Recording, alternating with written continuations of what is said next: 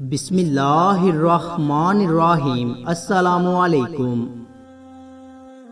ایک مرتبہ حضرت یونس علیہ السلام نے جبرائیل علیہ السلام سے کہا کہ میری اس بندے سے ملاقات کراؤ جو اللہ تعالیٰ کا بہت نیک اور عابد ہے۔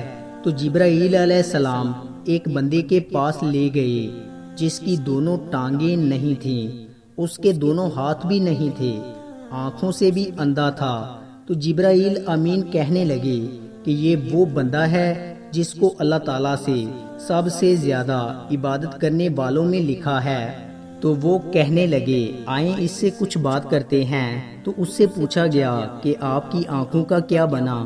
وہ کہنے لگا کیا بننا تھا، جب تک رب نے چاہا کہ میں اس کی دنیا کو دیکھوں تو اس نے دکھائی، اور جب اس نے کہا کہ اب تیرے لیے بہتر نہیں تو اس نے آنکھیں لے لی۔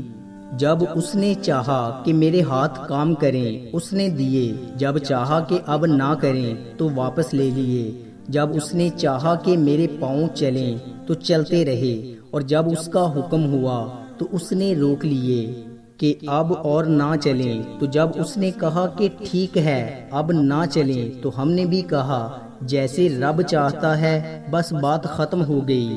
وہ رب جیسے راضی ہم بھی اس کی رضا میں راضی۔ تو حضرت یونس علیہ السلام فرماتے ہیں کہ میں سمجھ گیا کہ یہ بندہ اللہ تعالیٰ کا سب سے زیادہ عبادت گزار ہے۔ رب کا ہر حال میں شکر ادا کرو کہ اس نے تمہیں وہ سب کچھ عطا کیا جو ہر کسی کی قسمت میں بھی نہیں ہوتا۔ خود کو اس کی رضا میں شامل کر لو۔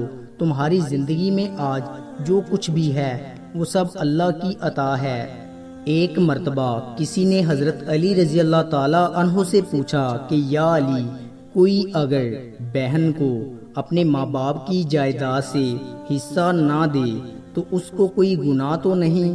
اس پہ انہوں نے فرمایا کہ بہنوں کا حق کھانے والا دنیا میں 3 چیزوں کا سامنا ضرور کرتا ہے، کیونکہ رب نے خود دوسروں کا حق کھانے سے منع فرمایا ہے، اور وہ جن 3 چیزوں کا سامنا کرتا ہے ان میں سب سے پہلا وہ حق اس کے لیے دنیا میں ایک عذاب بن جاتا ہے، یعنی اس کو کہیں بھی سکون نہیں ملتا۔